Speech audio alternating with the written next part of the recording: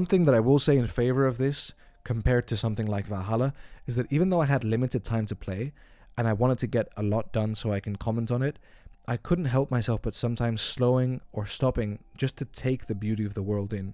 Especially with Naue, it was just so cool to just walk sometimes and take in the lighting and the color palette that these artists have created for Japan. So I will say, even though it is the traditional big city with some forts and some missions, but not a lot of parkour, and then the rest of it's just like a field, it is absolutely stunning, and I do enjoy the art direction a lot. When it comes to the interface, the menus, and items, I was once again pretty impressed. The quest board, it is the tried and tested investigation layout with leads, targets, and unfolding quests that kind of grow as you progress through the story.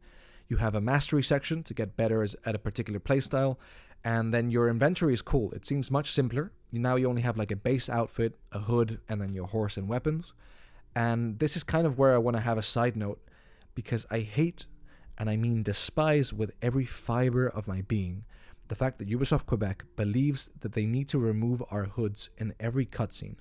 It's infuriating, it looks bad, it breaks immersion, the cutscenes are not good enough to justify it from an artistic standpoint, and even if they were, it's a game that prides itself on choice, so ridding you of the choice to see or not see your character's face depending on what you want is nothing short of ironic. I hate when hoods disappear in cutscenes when you're wearing them in game. So yeah, just like in Odyssey, you're not going to see your hood in a cutscene for some dumb, incomprehensible reason.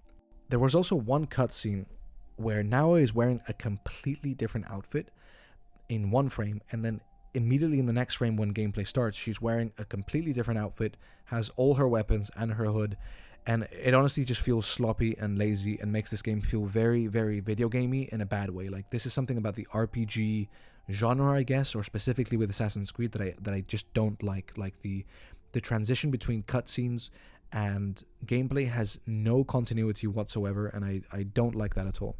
Apart from that though, the outfits themselves kick ass. In this demo we had access to 4 sets of outfits, all of which looked great. They weren't like mythological or silly outfits, they were truly cool, well-designed, historically relevant, culturally relevant assassin outfits. So I really like them, and they all have their own perks and stuff.